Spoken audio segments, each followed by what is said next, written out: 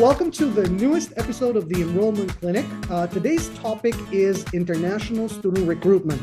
I have a very good guest here today, and I'm excited to have her on the podcast because she has a huge experience when it comes to international students, being an international student herself, and now basically leading marketing and admissions for Bay Atlantic University. So I'm excited to hear about her perspective. Our guest is Linh Truong from Bay Atlantic University here in Washington, D.C.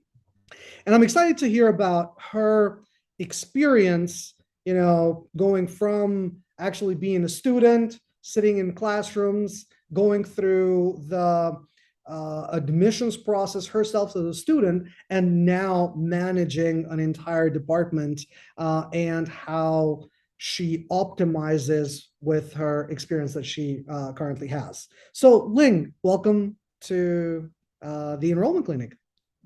Hi, thank you so much for having me today here for the Enrollment Clinic. This episode is really nice to be able to be here with you and discussing, a very important topic and something that I can relate it to myself for a very long period of my life. All right. Now, the first thing that I think would be really interesting to kind of hear about is a little bit about your journey, as a student in the US. Of course. So I actually came to the US since I was 15. So I attended high school in the US. I went to undergraduate in the US and then master's degree as well in the US and now working in the US. So I understand the journey very well from beginning to, having an actual career in the United States. So for me personally, and I think for a lot of students, it is not an easy journey. This is very rough. So since the beginning, as a high school student, it's really tough to relate to people here. You're coming to a whole different country with no one around. You don't have your support system, family and friends around you. So you're kind of feel, you would feel lost in a new country. And that feeling would stay with you for a little bit, like for some time, until you actually build a new community with you, basically. So the one thing that I learned from my experience is that international students, if it's the first time that they're coming to the US, they need a lot of help.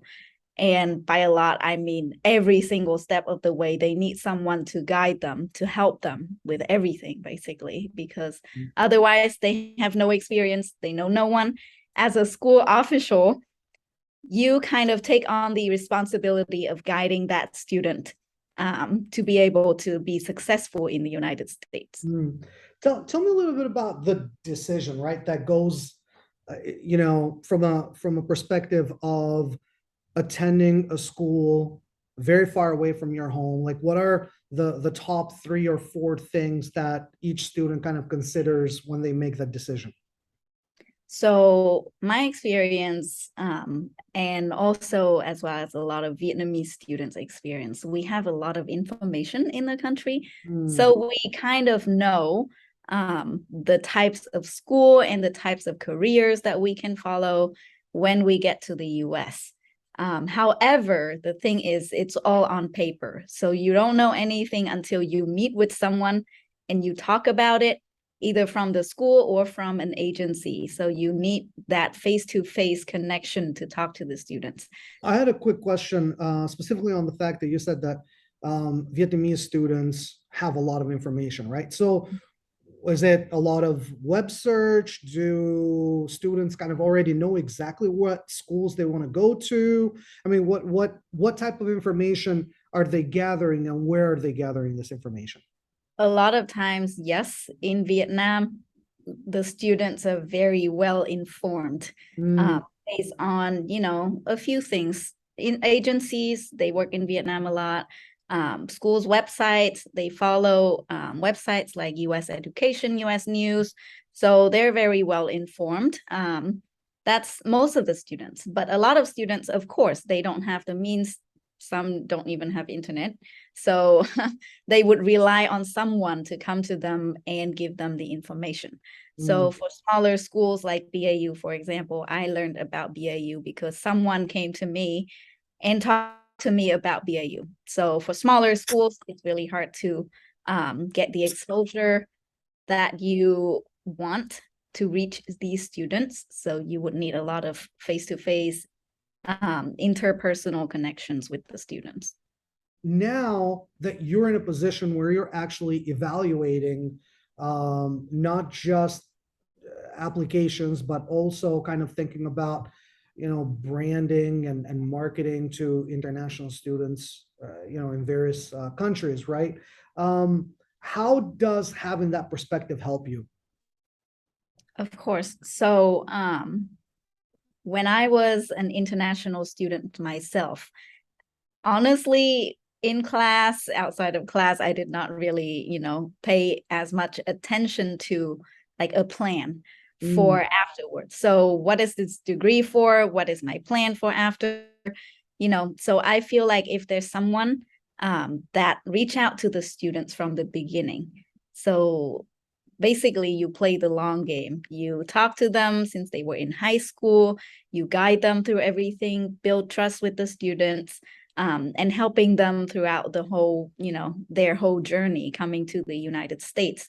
Then when you have that trust, the students are more likely to, stay with you and listen to your advices and maybe, like take your advices as well. So I feel like for admissions, it's really important to reach out to the students and basically talk to them and explain to them, introduce them to the schools from a very young, I guess, young age, or when they were in high school or even middle school, just to get the brand exposure out there. So are you thinking more, in terms of like advertising directly in the country? So let's take the example of Vietnam, just advertising directly via, social media or Google ads, or, just various ways of advertising there directly, kind of doing a lot of the brand recognition stuff or brand awareness types of campaigns. And, or are you thinking more like webinars and fairs, virtual or in person? What's more effective? For Vietnam, in my opinion, and I think most countries as well, students need someone that they can see, that they can Gotcha. connect with. So, brand recognition, ads, everything, they're all important, of course, to build the brand, so that people can recognize you. But at the same time, they need someone that they can see, that they can talk to from the school. So for Vietnamese students, for BAU in particular, we did a lot of parents meeting. So the parents know about us. We reach out to the students, offering some kind of like visa preparation courses and webinars, so that at least the students know the officers working at BAU. So they have a sense, oh, I have someone that I can trust. I can rely on them. Even if I go to the United States by myself, I have these people that I have met before, so I can rely on. So that's a really important part of admissions as well. Now, one interesting aspect of, recruiting internationally is that each country's got its own little quirks, right? So for example, and I use this example a lot because it was kind of fascinating to me. So in Pakistan, it's really hard to charge, kind of like an admissions fee, or an applications fee, just because most of them are being paid by parents, and parents don't want to spend, 45, 50, 60, or $100 on their kids just filling out an application, right? So they'll just tell their kids to go apply somewhere else where it's for free. What about Vietnam? Does Vietnam have any, in terms of like, obviously, how do they see the fees? How do they see some of this admissions processing structure that we're so used to here in the US? So Vietnamese students, a lot of them are, well informed, well aware of the application process. So it depends on the school and what's your goal. If, of course, if your goal is to get as many applications as possible, it makes sense to not, have put an application fee in place. But if you're a well-recognized university, if you already have, the pool of applicants that will apply to you, it's okay to have the application fee, because these students, they know. They kind of expect that there is an application fee. However, for smaller universities, and if no one knows about the brand yet, it might make sense, to at least introduce and get the applications first. Now, here's a thing that I've been actually thinking about. So when you look at the just admissions and marketing departments in a lot of these universities, now I think it's starting to change. There's a lot more, the people that work there come from international backgrounds or have traveled a lot, so they're aware of that interchange of culture, right? But there are also a lot of places where the admissions person has really not traveled much, right? It's just more of a processing kind of thing. What are some of the things that I think admissions teams here in the US should kind of keep in mind when they're working with international students? So I think this is really important. I think when we are looking at the application, we don't really see, or have a deep understanding of the person. We just see what they put on paper. But we have to kind of keep in mind all the time that these are, for undergraduate students at least, these are 16, 17-year-old students. True. They don't know what's going on. So if you think of yourself at 16 and trying to go to a totally different country, right, they don't know what goes on behind the scene. They don't know what we do. They just know that, okay, I want to study abroad. And basically what that means is, as the admissions officer, you have to introduce them first to the American culture, the process, every single detail along the way. So it's not just about, okay, we process the application and now they are ready to come here. No, they don't know anything about the process. So we get a lot of questions, especially because at BAU, we have a lot of international students. We get questions all the time about, okay, so now I get accepted, what do I do? How can I get there? So that whole process, they need guidance. They need everything that we can offer. Every bit of information matters, basically. Right. I mean, how many times have you been in a situation where somebody has called you from the airport with, "Hey, where am I going to?" Many times.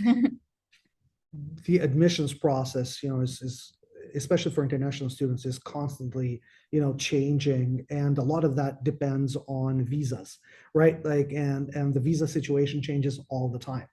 So you go from, for example, one of the things that we're looking at, right, was India. You go from like 14 days to get an appointment in Kolkata to like 465 days over a period of a week, right?